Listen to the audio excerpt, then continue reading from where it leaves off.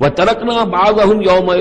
يَوْمَئِذٍ يَمُوجُ فِي بَعْضٍ، اب جب یہ وقت آئے گا اللہ تعالیٰ کا قیامت کا وقت، تو ہم چھوڑ دیں گے اس روز ان کو، یہ ایک دوسرے میں گتھم گتھا ہو جائیں گے۔ یہ جو کچھ ہونے والا قرب قیامت سے پہلے جس قسم کے لشکر آنے ہیں اور جیسی جنگیں ہونی ہیں، اور یہ جو یاجوج ماجوج جب آئیں گے تو آتا ہے احادیث کے اندر کہ پورے دریا پورے سمندر پی جائیں گے، ہر چیز کھا جائیں گے، اور یہ معلوم ہوتا ہے کہ یہ چینیوں کے ہاں تو خاص طور پر سانپ بچھو جو شے ہو، کتا بلی ہر شے چٹ کر جاتے، کوئی شے نہیں چھوڑتے۔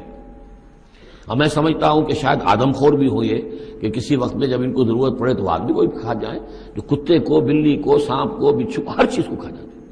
تو ان لوگوں کا معاملہ جو ہے واقعتاً یہ جب ابھی تو ذرا رکے ہوئے ہیں،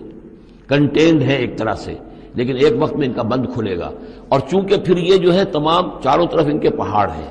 ہر پہاڑ کی اونچائی پر سے من کل حدب ینسلون نیچے اترتے ہوئے نظر آئیں گے۔ اور یہ نقشہ بعین ہی اسی طرح اخبارات میں آیا تھا جب 62 میں وار ہوئی ہے نیفا میں،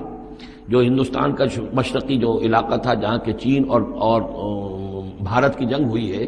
تو اس کے الفاظ جو اخبارات میں آئے تھے، waves after waves of Chinese soldiers were coming down the slopes, لہروں کی طرح موجوں کی طرح چلے آئے۔ ان کے تو اتنے آدمی ہیں، ان کا تو کہنا یہ ہے کہ تم سب کے سب ہلاک ہو جاؤ گے، ہمیں تم ہلاک نہیں کر سکتے، ہم تو چیونٹیوں کی طرح جو ہے بلوں کے اندر گھس جائیں گے، ایٹمک وارفیئر کے بعد تمہارا تہس نہس ہو جائے گا، ہمارا کچھ نہیں بگڑے گا، ہم پھر نکلیں گے اور پوری دنیا کو فتح کریں گے، وہ یہ کہتے ہیں۔ اور معلوم ہوتا ہے کہ واقعتاً آخری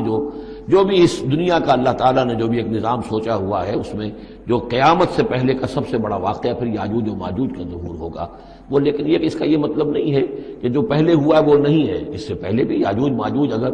آج سے 2500 سال پہلے کا معاملہ بھی ہے تو آج سے چند سو سال پہلے کا بھی ہو سکتا تھا۔ یہ کسی یعنی ایک پورے یوں سمجھیے نسل کا نام ہے۔ وَتَرَكْنَا بَعْضَهُمْ يَوْمَئِذٍ يَمُوجُ فِي بَعْضٍ وَنُفِخَ فِي الصُّورِ، اور پھر سور میں پھونکا جائے گا، فَجَمَعْنَاهُمْ جَمْعًا، اور پھر ہم ان سب کو جمع کر لیں گے۔